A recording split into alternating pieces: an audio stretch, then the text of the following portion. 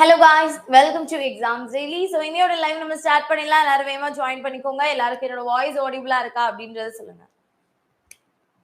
So voice ஆடிபிளா இருக்கா?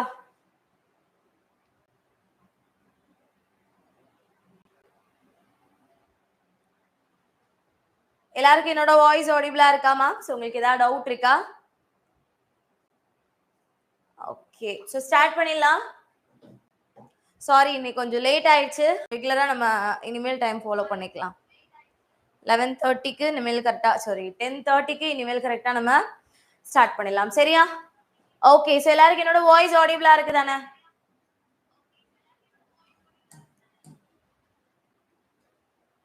Hi hi hi, எல்லாருக்குமே hi. Clear? ஓகேப்பா, ஸ்டார்ட் பண்ணிடலாம்.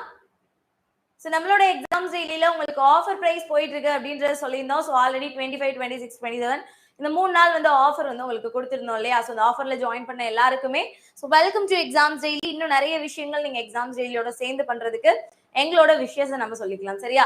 ஸோ இந்த ஆடியில நீங்க ஆக்சுவல் பிரைஸ்ல இருந்து பாதிக்கு பாதி, அதாவது நீங்க என்ன கோர்ஸ் ஜாயின் பண்ணாலும் 7,500 நீங்க பே பண்ணா போதும். So RRB group D, RRB NTPC ஜேஇயோட நோட்டிபிகேஷன் வந்திருக்கு. அதோட அப்டேட்டுமே இந்த லைவ் முடிஞ்சதுக்கு அப்புறம் உடனே நான் நம்ம சேனல்ல போடுறேன். அதையுமே செக் பண்ணி பாருங்க.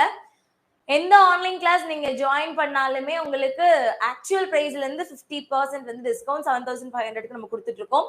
இது கூட புக்ஸ், டெஸ்ட் பேக் எல்லாமே இன்க்ளூடட் தான். ரொம்ப ரொம்ப யூஸ்ஃபுல்லா இருக்கும். ஸோ கால் பண்ணுங்க 894004000154 அப்படின்ற இந்த நம்பருக்கு கால் பண்ணி உடனே ஜாயின் பண்ணிக்கோங்க. புக்ஸ் மட்டும் ரேட் சொல்லுங்க. ஸோ சேம் நம்பர் நீங்க கால் பண்ணுங்க, நான் உங்களுக்கு சொல்றேன். சரியா? 8940400154. எஸ்எஸ்சி எம்டிஎஸ்க்கு அப்ளை பண்ண என்னென்ன சர்டிபிகேட்ஸ் வேணும்? நார்மலா நீங்க எக்ஸாம் அப்ளை பண்ண என்ன கம்யூனிட்டி 10th 12th சர்டிபிகேட் இந்த மாதிரி தான் தேவைப்படும். சரியா? ஓகே, ஸோ ஒரு 1 மினிட்மா, ஒரு 1 மினிட் வெயிட் பண்ணுங்க. நான் போய் தண்ணி மட்டும் நடந்துட்டு வந்துட்டேன்.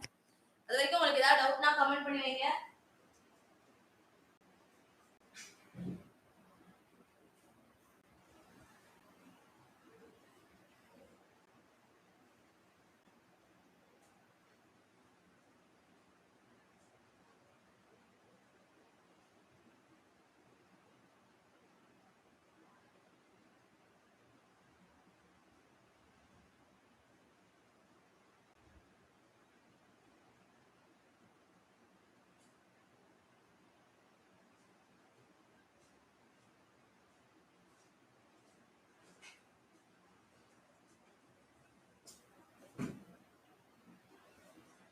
ஓகே, ஸ்டார்ட் பண்ணலாமா? ஓகே, ஸ்டார்ட் பண்ணலாமா? ஓகேமா, சரி பாருங்க. ஃபர்ஸ்ட் क्वेश्चन, இன்னைக்கு நம்ம 30 minutes 30 questions பார்த்துட்டு இருக்கோம்ல, அதுல நம்மளோட டே 4. சோ பார்த்துடலாம். ஃபர்ஸ்ட் क्वेश्चन, பின்வரும் எந்த நூலில் வடமொழி கலப்பு அதிகம் அப்படின்னு சொல்லி கேட்டிருக்காங்க. பின்வரும் எந்த நூலில் வடமொழி கலப்பு அதிகம் அப்படின்னு சொல்லி கேட்டிருக்காங்க. சோ ஆன்சர் பண்ணுங்க. எதுலப்பா, எதுல வடமொழி கலப்பு அப்படின்றது அதிகமா இருக்கும் அப்படின்னு சொல்லி நீங்க நினைக்கிறீங்க? நாலடியாரா, நற்றிணையா, புறநானூறா, நான்மணிக்கடிகையா? இங்க இருக்க எல்லாமே நீங்க பாத்தீங்க, நாலடியார், நற்றிணை, புறநானூறு எல்லாமே தமிழ் மொழியில எழுதப்பட்ட நூல். சரியா? சோ இந்த நான்மணிக்கடிகை அப்படின்றது இருக்குல்ல, இந்த நான்மணிக்கடிகையில தான் அதிகமான வடமொழி கலப்பு இதுலதான் அதிகமா இருக்கும். சீவக சிந்தாமணிலையும் அங்கங்க வரும், ஆனா அதிகமா எதுல வரும் அப்படின்னு கேட்டீங்கன்னா நான்மணிக்கடிகையில தான் அதிகமா வரும். யாரு ஆசிரியர்? யாருப்பா? நான்மணிக்கடிகையினுடைய ஆசிரியர் யாரு? விளம்பி நாகனார். விளம்பி நாகனார் அப்படின்றவங்க தான் நான்மணிக்கடிகையினுடைய ஆசிரியர். ஓகேவா? நோட் பண்ணிக்கலாமா? நான்மணிக்கடிகை அப்படின்னா என்ன அப்படின்னா, 4 கூட்டல் மணி கூட்டல் கடிகை. கடிகைனா என்னப்பா? கடிகை என்ற சொல்லின் பொருள் என்ன? கடிகைனா என்ன? கடிகைனா என்னன்னு சொல்லுங்க பார்க்கலாம். கடிகைனா ஆபரணம். ஆபரணம், 4 மணிகளால் செய்யப்பட்ட ஆபரணம் அப்படின்னு அர்த்தம். சரியா? முத்து, பவளம், மரகதம், மாணிக்கம், இந்த 4 மணிகள் என்னென்ன? முத்து, பவளம், மரகதம், மாணிக்கம். அப்ப இதுக்கு என்ன அர்த்தம் அப்படின்னா, முத்து, பவளம், மரகதம், மாணிக்கம் இந்த 4 மணிகளால் செய்யப்பட்ட ஒரு அணிகலன் நம்ம பாக்குறதுக்கு எப்படி ஒரு அழகான தோற்றத்தை கொடுக்குதோ, அதே மாதிரி இந்த நூல்ல இந்த பாடல்ல சொல்லக்கூடிய 4 கருத்துக்களை நம்ம பயன்படுத்திக்கிட்டோம் அப்படின்னா நம்மளுடைய வாழ்க்கை அழகாக தோற்றமளிக்கும் அப்படின்றதுதான் இதுல இருந்து நம்ம தெரிஞ்சுக்க வேண்டியது. ஓகேவா? சோ யார் எழுதியிருக்காங்க? Vilambi Naganar. Okay, next question. Udumalai Narayana Kavi அவர்கள் பிறந்த ஊர்? பூவிளைவாடி, செங்கப்படுத்தான் காடு, மேலக்குடி காடு, பழையனூர். பழையனூர் அப்படின்றது நாமக்கல் டிஸ்ட்ரிக்ட். சோ யார் இங்க பிறந்திருப்பாங்கப்பா? நாமக்கல் கவிஞர் இங்கதான் பிறந்திருப்பாரு. மேலக்குடி காடு, செங்கப்படுத்தான் காடு, பூவிளைவாடி, பூவிளைவு வாடி. சோ அதுதான் வந்து என்னன்னு சொல்லியிருக்காங்க? பூவிளைவாடின்னு கொடுத்திருக்காங்க. சோ உடுமலை நாராயண கவி.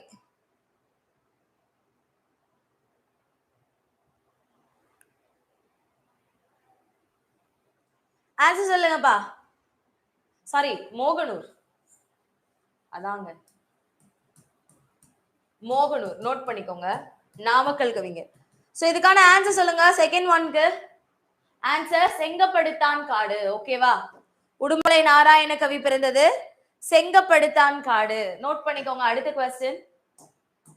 கவிஞர் முடியரசனுக்கு பாவேந்தர் விருது எந்த ஆண்டு வழங்கப்பட்டது?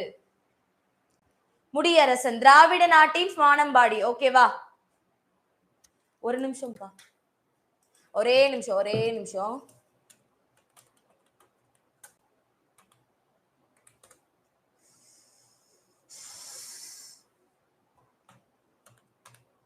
பூவிளைவாடி.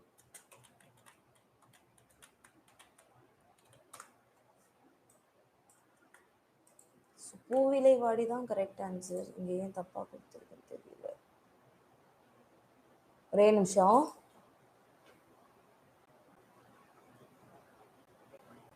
ஓகே,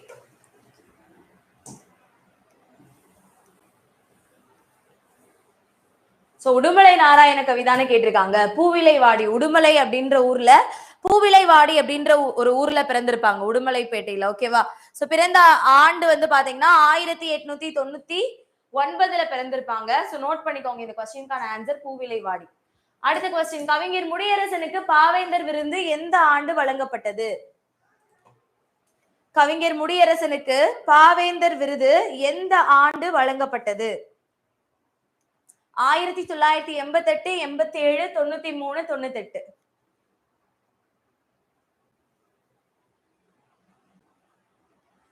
இப்போ அத பூலவாடின்னு சொல்றாங்க. ஆக்சுவலி அது பூவிளைவாடி, அதுதான் மருவி அப்படி வந்திருக்கு. ஓகேவா? சொல்லுங்க பார்க்கலாம். கவிஞர் முடியரசனுக்கு பாவேந்தர் விருது எந்த ஆண்டு வழங்கப்பட்டது அப்படின்னு சொல்லி கேட்டிருக்காங்க. ஆன்சர் 1987. ஓகேவா? நோட் பண்ணிக்கோங்க. அடுத்த கேள்வி. கிண்கிணி என்ற அணிகலன் அணியும் உடலின் பாகம்? கிண்கிணி எந்த கிண்கிணி அப்படின்ற அந்த அணிகலன் உடல்ல எந்த பாகத்துல அணியப்படுது அப்படின்னு சொல்லி கேட்டிருக்காங்க. காலில், இடையில், நெற்றியில், காதில். காதுல போட்டோம் அப்படின்னா அது என்னன்னு சொல்லுவாங்க? குலை, குண்டலம் அப்படின்னு சொல்லுவாங்க. குலை, குண்டலம். அதுதான் காதுல போடுறது. நெற்றியில போடுறது என்னப்பா? சுட்டி. நெற்றியில் அணிவது என்னது? சுட்டி. கிண்கிணி அப்படின்றது எந்த பகுதியில அணியக்கூடிய ஒரு உறுப்பு அப்படின்னு சரி, ஒரு அணிகலன் அப்படின்னு சொல்லி கேக்குறாங்க. சோ ஆன்சர் கால்ல போடுறதான் கிண்கிணி, சலங்கை. சோ இந்த மாதிரி. ஓகேவா? நோட் பண்ணிக்கோங்க. அடுத்து, கீழ்காண்பனவற்றில் தருமு சிவராமு அவர்களின் சிறப்பு பெயர் என்ன? தருமு சிவராமு அவர்களினுடைய சிறப்பு பெயர் என்ன அப்படின்னு சொல்லி கேக்குறாங்க. படிம கவிஞர், படிம சிற்பி, ஆன்மீக கவிஞர், மேற்கண்ட அனைத்தும். படிமம் அப்படின்றது பாத்தீங்கன்னா தமிழோட ஒரு டேர்ம்.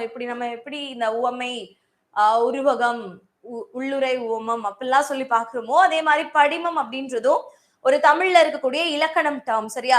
சோ அப்படி தருமு சிவராமு அவர்களை எப்படி சொல்றாங்கன்னா இது அனைத்தும். ஓகே, படிம சிற்பின்னு சொல்றாங்க, படிம கவிஞர்னு சொல்றாங்க, ஆன்மீக கவிஞர் அப்படின்னு சொல்லி சொல்றாங்க. ஓகேவா? நோட் பண்ணிக்கோங்க. அடுத்த கேள்வி. பட்டுக்கோட்டை கல்யாண சுந்தரம் அவர்களினுடைய காலம். பட்டுக்கோட்டை கல்யாண சுந்தரம் அவர்களினுடைய காலம் என்ன அப்படின்னு சொல்லி கேக்குறாங்க. ஆன்சர் பண்ணுங்க.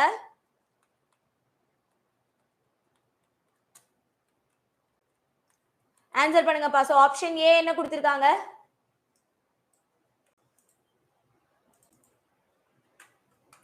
ஆப்ஷன் ஏ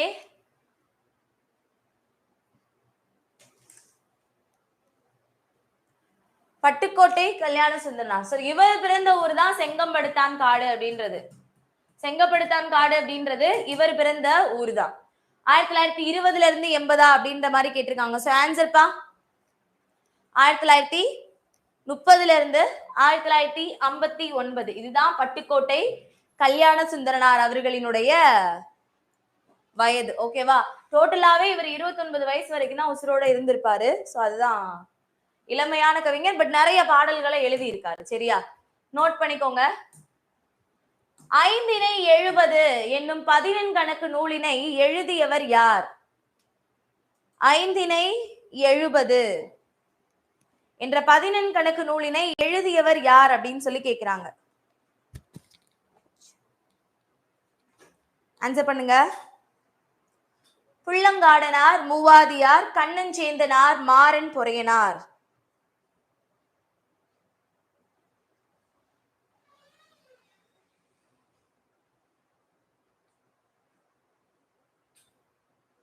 யாருமா எழுதியிருக்காங்க?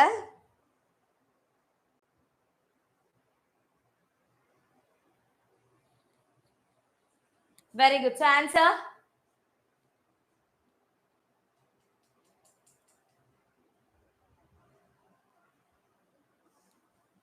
சரி. போறதுக்கு முன்னாடி 5 50 எழுதினது யாருன்னு சொல்லுங்க.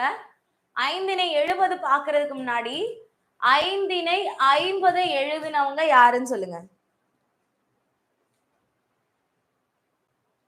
5 50 எழுதினது யாருன்னு சொல்லுங்க. அப்புறம் நம்ம 70க்கு பார்க்கலாம்.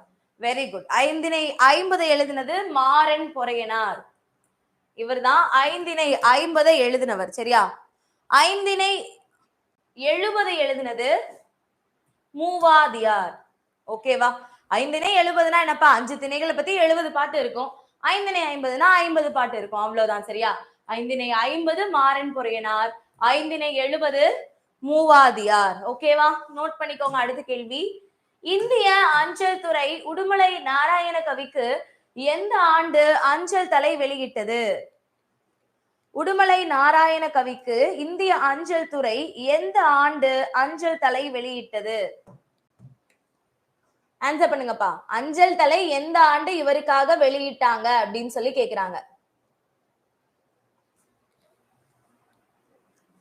So answer 2009, 2010, 2011, 2008. சோ ஆன்சர் என்னப்பா? 2008. கரெக்டா என்ன தேதின்னு பாத்தீங்கன்னா 31/12/2008. சரியா? அப்பதான் இவருக்கு அஞ்சல் தலை வெளியிட்டு இருப்பாங்க. யாருக்கு? உடுமலை நாராயண கவிக்கு 31/12/2008 தான் இவர் சார்பா இந்திய தபால் துறை இவருக்காக ஒரு அஞ்சல் தலையை வெளியிட்டிருப்பாங்க. ஓகேவா? அடுத்து, அஷ்ட பிரபந்தம் என்னும் நூலை இயற்றியவர் யார்? அஷ்ட பிரபந்தம். அஷ்ட பிரபந்தம் என்ற நூலை எழுதியவர் யார்? யாருப்பா? அஷ்டம் அப்படின்னா என்ன? அஷ்ட பிரபந்தங்கள் அப்படின்னு சொல்லிட்டு நிறைய விஷயங்கள் நம்ம பார்த்திருப்போம். சோ அஷ்ட பிரபந்தம் அப்படின்ற நூலை எழுதியவர் யார்?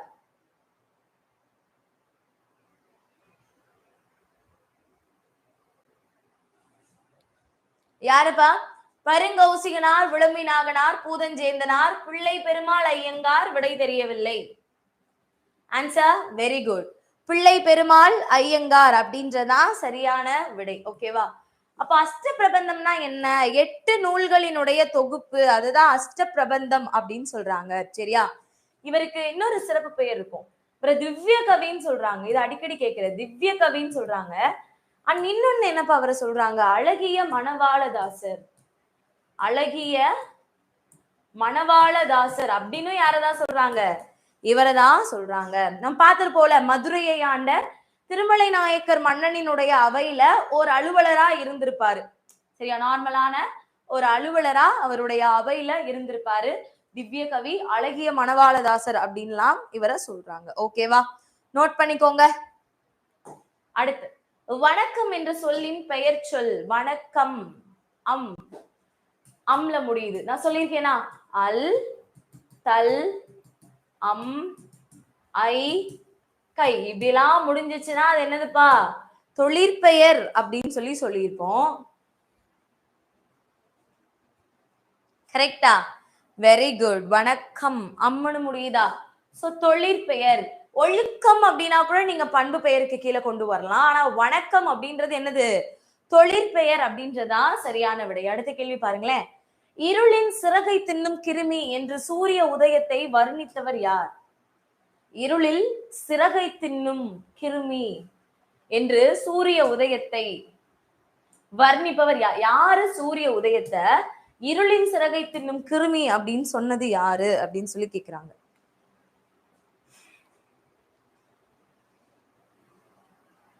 ஆன்சர் பா, பசுவையா, சிற்பி பாலசுப்ரமணியம், தருமு சிவராமு, மு மேத்தா அவர்கள். சோ ஆன்சர் இங்க வந்து பார்த்தாலே தெரியும், ஒரு படிமம் பயன்படுத்தி இருப்பாங்க. படிமம் அப்படின்றதும் லைக் உவமை அந்த மாதிரிதான். சோ ஆன்சர் பாத்தீங்கன்னா தருமு சிவராமு. ஓகேவா, சி, தருமு சிவராமு அப்படின்றதா சரியான விடை. அடுத்து, மக்கள் கவிஞர் என்று போற்றப்படும் கவிஞர் யார்? மக்கள் கவிஞர் என்று போற்றப்படும் கவிஞர் யார்? சோ இன்னும் நிறைய விஷயங்கள் இப்போ வந்து நம்ம கொஸ்டின் ஆன்சர் பேசிஸ்ல தான் பாக்குறோம். இன்னும் இவங்களை பத்தி இன்னும் நிறைய விஷயங்கள் இன்டெப்தா நீங்க தெரிஞ்சுக்கணும் அப்படின்னு ஆசைப்பட்டீங்க அப்படின்னா ஸ்கிரீன்ல தெரியுற நம்பருக்கு கால் பண்ணி உடனே ஆன்லைன் கிளாஸ்ல ஜாயின் பண்ணிக்கோங்க.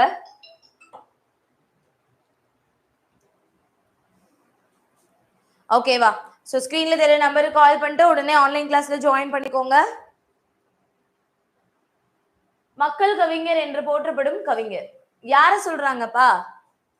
வெரி குட், பட்டுக்கோட்டை கல்யாண சுந்தரனார் அவரை தான் சொல்றாங்க. ஓகேவா, புதுக்கவிதை வரலாற்றில் ஒரு துருவ நட்சத்திரம் என்று புகழப்படுபவர் யார்? புதுக்கவிதை வரலாற்றில் ஓர் துருவ நட்சத்திரம் என்று புகழப்படுபவர் யார்? பசுவையா, சிற்பி பாலசுப்ரமணியம், தருமு சிவராமு, மு மேத்தா. யார சொல்றாங்க அப்படின்னு பாத்தீங்கன்னா, புதுக்கவிதை வரலாற்றுல ஒரு துருவ நட்சத்திரம் அப்படின்னு சொல்லப்படுறது பசுவையா அவர்கள். ஓகேவா, நோட் பண்ணிக்கோங்க. பசுவையா அவர்கள் புதுக்கவிதை வரலாற்றில் ஒரு துருவ நட்சத்திரம்னு சொல்றாங்க. அடுத்து, பெண்பார் பிள்ளை தமிழின் கடைசி 3 பருவங்கள்.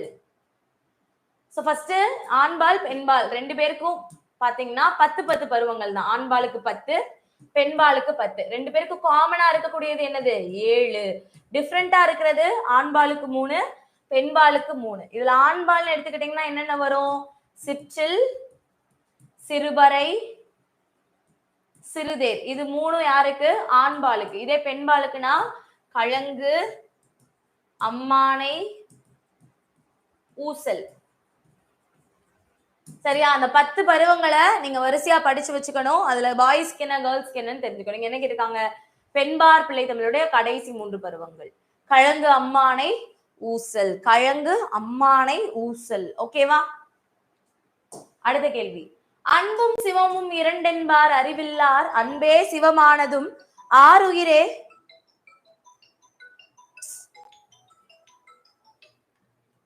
ஒன் செகண்ட்மா.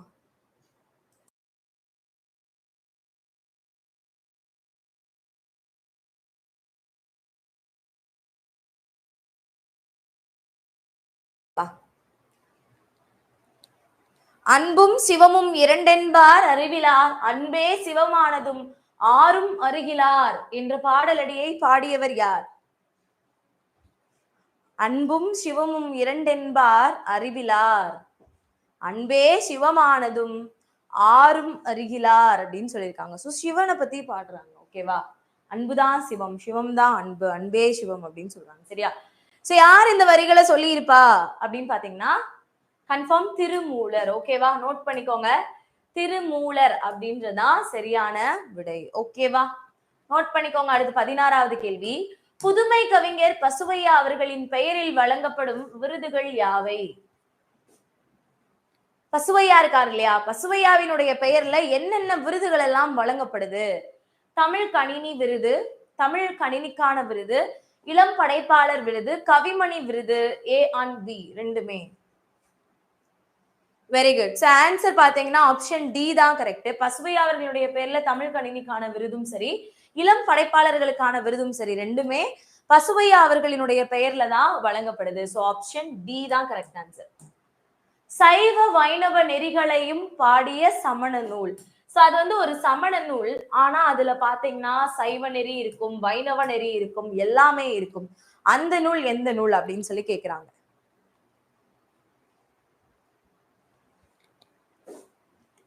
அந்த நூல் எந்த நூல் அப்படின்னு சொல்லி கேக்குறாங்க. சிலப்பதிகாரம், குண்டலகேசி, வளையாபதி, மணிமேகலை. சரி, இப்ப ஐம்பெரும் காப்பியங்கள்னு நீங்க எடுத்துக்கிட்டீங்கன்னா என்னென்னப்பா இருக்கு? சிலப்பதிகாரம், மணிமேகலை, சீவக சிந்தாமணி, வளையாபதி, குண்டலகேசி. இந்த 5 தானே இருக்கு. சோ இந்த 5ல நம்மளுக்கு மணிகேசி மன்னன் ஞாபகம் வச்சுக்கோங்க. மணிகேசி, புலிகேசி மாதிரி மணிகேசி மன்னன் வந்து புத்த மதத்தை ஃபாலோ பண்ணாங்க அப்படின்னு ஞாபகம் வச்சுக்கோங்க. மத்த எல்லாருமே என்னதுதான்? சமண மதத்தை தான் ஃபாலோ பண்ணாங்க. சரியா? மணிமேகலையும் குண்டலகேசி மட்டும்தான் புத்த மதம். புத்தம் பௌத்தம் எல்லாமே ஒண்ணுதான். இன்னும் நிறைய பேருக்கு இந்த டிஃபரன்ஸ் தெரியல. மத்தபடி சிலப்பதிகாரம், சீவக சிந்தாமணி, வளையாபதி சமண நூல். இங்க சமண நூல் அப்படி பாத்தீங்கன்னா இப்ப மணிமேகலை போடவே முடியாது, இதுவும் போடவே முடியாது. வளையாபதி சமண நூல் தான். ஆனா சிலப்பதிகாரத்துக்கு இன்னொரு பேரும் சொல்லுவாங்க, சமய சார்பற்ற காப்பியம். சோ இதுல இந்த நூல் தான் அந்த நூல் தான் அப்படின்ற டிஃபரன்சியேஷனே இருக்காது. ஓகேவா? சோ ஆன்சர் வந்து பாத்தீங்கன்னா இதுக்கு சிலப்பதிகாரம். ஓகே, சிலப்பதிகாரம் அப்படின்றதா சரியான விடை. அடுத்து பாருங்க, பசுவையா அவர்களின் இயற்பெயர் என்ன? நா Venkata Mahalingam, Sundara Ramasamy, S Palanisamy, Balasubramaniam.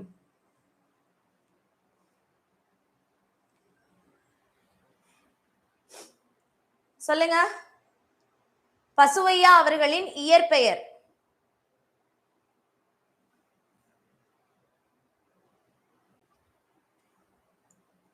So answer என்னதுப்பா? Very good. So answer Sundara Ramasamy. அதுதான் பசுவையா அவர்களினுடைய இயற்பெயர். அடுத்து, பிள்ளைத்தமிழின் முன்னோடியாக விளங்குபவர் யார்?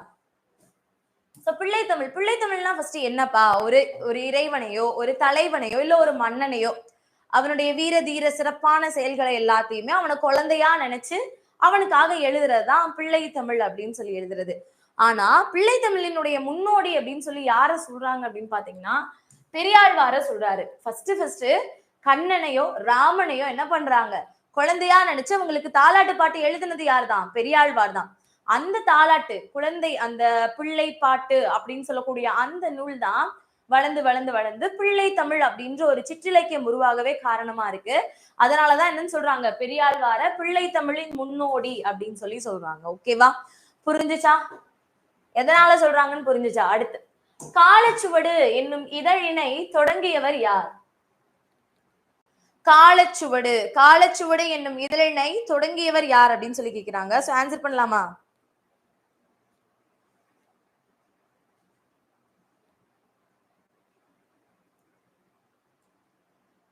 பசுவையா, சிற்பி பாலசுப்ரமணியம், தருமு சிவராமு, மு மேத்தா. ஆன்சர் பசுவையா. காலச்சுவடு அப்படின்ற இதழினை தொடங்கியது யாரு? பசுவையா. அடுத்த கேள்வி. சோ நம்ம ஒவ்வொருத்தரை பத்தியும் நம்ம ஒவ்வொரு ஷார்ட்ஸ் வந்து நம்ம போடலாம். சரியா? பசுவையானா அவரை பத்தி ஒரு ஷார்ட்ஸ், அவரை பத்தி என்னென்ன கேள்வி எல்லாம் கேட்கறதுக்கு வாய்ப்பு இருக்கு அப்படின்றது எல்லாத்தையுமே ஒரு 1 minute 1.5 minutes ஷார்ட்ஸ்ல நம்ம அப்லோட் பண்ண ட்ரை பண்ணலாம். சரியா? ரா மீனாட்சி அவர்களுக்கு சிற்பி இலக்கிய விருது எந்த ஆண்டு வழங்கப்பட்டது? ரா மீனாட்சி அவர்களுக்கு சிற்பி இலக்கிய விருது எந்த ஆண்டு வழங்கப்பட்டது அப்படின்னு சொல்லி கேக்குறாங்க. 1999, 2004, 2005, 2010. Answer very good boss. நிறைய பேர் கரெக்ட் ஆன்சர் கொடுத்துட்டே இருக்கீங்க. நீங்க எல்லாருமே ரொம்ப அப்படியே கண்டினியூஸா பிராக்டிஸ் பண்ணிட்டே இருங்க, விட்டுறாதீங்க. சரியா? பிராக்டிஸ் பண்ணிட்டே இருந்தாலே ஈஸியா நம்ம வந்து ஆன்சர் பண்ணிடலாம். சரியா? 1999. அடுத்து பாருங்களேன், பசுவையா அவர்களின் பிறந்த ஊர் எது? மோஸ்ட்லி பசுவையா கொஸ்டின் தான் நீங்க வந்திருக்கு. ஓகேவா? பசுவையா அவர்களினுடைய பிறந்த ஊர் எது? சின்னமனூர், கும்பகோணம், மகாதேவர் கோயில் கிராமம், இலங்கை. ஸோ ஆன்சர் இலங்கை.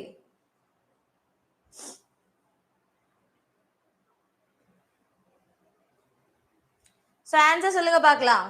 பசுவையா அவர்களினுடைய பிறந்த ஊர் எந்த ஊர்ல அவர் பிறந்தாரு அப்படின்றதுதான் கேள்வி. ஸோ ஆன்சர் சொல்லுங்க.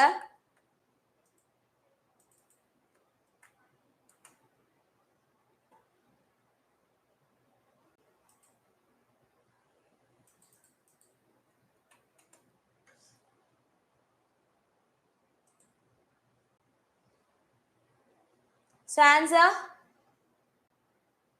நோட் பண்ணிக்கோங்கப்பா. நாகர்கோயில் பக்கத்துல இருக்கக்கூடிய மகாதேவர் கோவில் அப்படின்றதுதான் இவர் பிறந்த ஊர். மகாதேவர் கோவில் கிராமம் அப்படின்றதுதான் இவர் பிறந்த ஊர். ஓகேவா, நோட் பண்ணிக்கோங்க. கீழ்கண்டவற்றில் பசுவையா இயற்றிய நூல்களை தேர்வு செய்யவும்.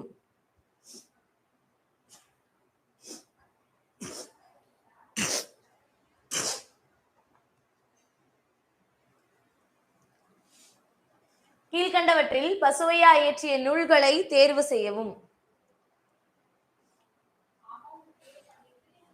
மேற்கண்ட அனைத்தும் அக்கறை சீமையில் தண்ணீர் உணவும் உணர்வும். ஓகேவா, மேற்கண்ட அனைத்தும். அடுத்து பாருங்க 24. பருத்தி நூலினும் கட்டு நுண்வினை காருக்கர் இருக்கையும். காருக்கர் அப்படின்னா யாரு? சோ கண்டிப்பா இது 10th இருக்கு சிலப்பதிகாரம். இதை பேஸ் பண்ணி கண்டிப்பா உங்களுக்கு ஒரு கொஸ்டினாவது வருது. பாசவர், வெற்றிலை விற்போர், காருக்கர் அப்படின்னு சொல்லிட்டு இந்த ஃபார்மேட்ல இருந்து கண்டிப்பா உங்களுக்கு ஒரு கொஸ்டின் கேக்குறாங்க. சோ காருக்கர் அப்படின்னா யாருப்பா? யாரை குறிக்குது? காருக்கர் அப்படின்ற இந்த வார்த்தை யாரை குறிக்குது அப்படின்னு சொல்லி கேக்குறாங்க. சோ யாரு? நெய்பவர் அல்லது சாலியர்னு சொல்றாங்க. ஓகேவா, காருக்கர், நெய்பவர், சாலியர். ஓகேவா, அடுத்து எது சரியான முறையில் அமைந்த தொடர் என எடுத்து காட்டுக. சரியா, அனுமனிடமிருந்து சீதை கணையாளி பெற்றாள். சீதையிடமிருந்து அனுமன் கணையாளி பெற்றான். அனுமன் கணையாளி சீதை பெற்றான். பெற்றால் அனுமனிடமிருந்து கணையாளி சீதை. ஆன்சர் என்னப்பா? ஏன்னா ராமன் கொடுத்த கணையாளிய அனுமன் கொண்டு போய் என்ன பண்ணுவான்? சீதை கிட்ட கொடுப்பான். சோ அதான் அனுமனிடமிருந்து சீதை கணையாளி பெற்றாள். ஓகேவா,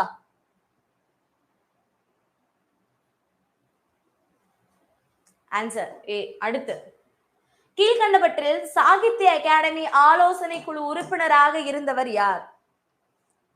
கீழ்கண்டவற்றுள் சாகித்ய அகாடமி ஆலோசனை குழு உறுப்பினராக இருந்தவர் யார்?